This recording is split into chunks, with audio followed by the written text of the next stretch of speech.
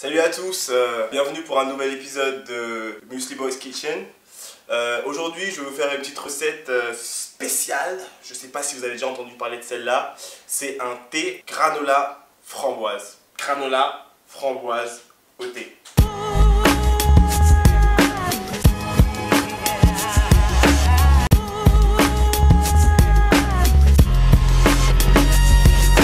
Alors tout d'abord on va avoir besoin de quelques ingrédients. Donc on a besoin de flocons d'épeautre et flocons d'avoine. On aura besoin d'amandes.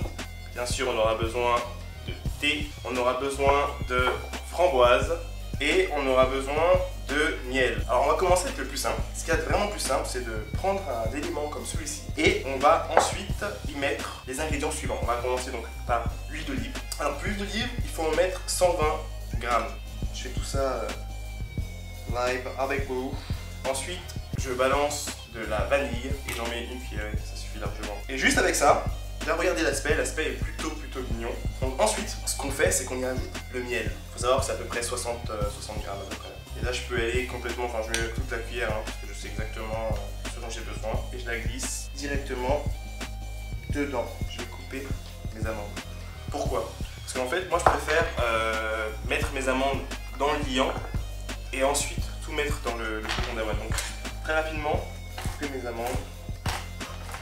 Alors voilà, une fois que ça c'est fait, je récupère tout et je mets tout directement dans mon liant. Donc on a notre liant qui est prêt et on est déjà à 95% de la recette.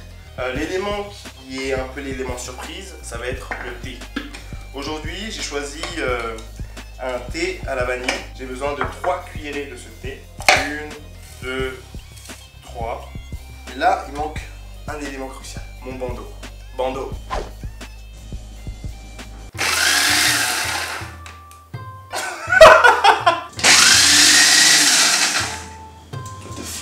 Et là, normalement, si on écoute bien,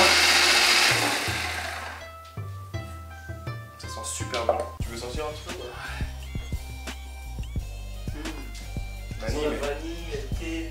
Une fois qu'on a ça et que votre table, votre plan de travail est bien en bordel, si vous avez fait du bon boulot. Ce thé là que je vais vous ranger, je vais en avoir besoin tout de suite. Parce qu'en fait on va le mettre directement dans le liant. Et ensuite on mélange. Alors du coup on prend le temps et on met tout le liant, notre mixture.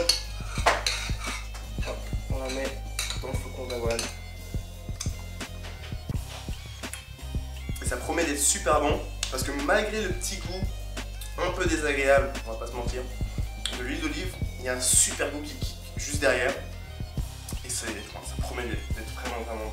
La phase d'ensuite, c'est une phase qui est aussi importante à montrer, c'est celle du mixage. L'idée c'est de mixer, de lier le liant directement avec le flocon pour qu'il soit le plus texturé possible. Voilà, une fois que ça c'est fait, vous avez fait 99% du travail. Le reste est simple, il faut du papier. Il y a Sylvain, vous pouvez pas le voir, mais il est déjà à côté. Il a envie de manger, ça se voit, ça se sent. Et tout ce qu'il reste à faire, c'est à mettre tout ça sur le papier cuisine. Voilà l'aspect que ça a. On a l'impression que c'est de l'or. Juste comme ça, ça me donne extrêmement faim. Et une fois que vous avez fait ça, tout ce qu'il reste à faire, c'est l'écraser sur la surface en fait. Ça doit pas être super épais, c'est pas la peine de faire des gros pâtés, vous n'êtes pas en train de faire des barres de céréales, vous êtes en train de faire du granola. Et du coup, l'appuyer au maximum pour que ça remplisse toute la surface et que vous soyez sur une épaisseur qui sont quand même assez légère.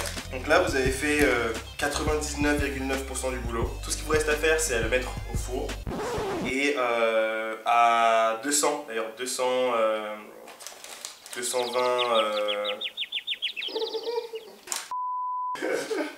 Tout ce qu'il vous reste à faire, c'est à le mettre à 145 degrés et dans 40 minutes, on est de retour et on y met les fruits et on est prêt à déguster.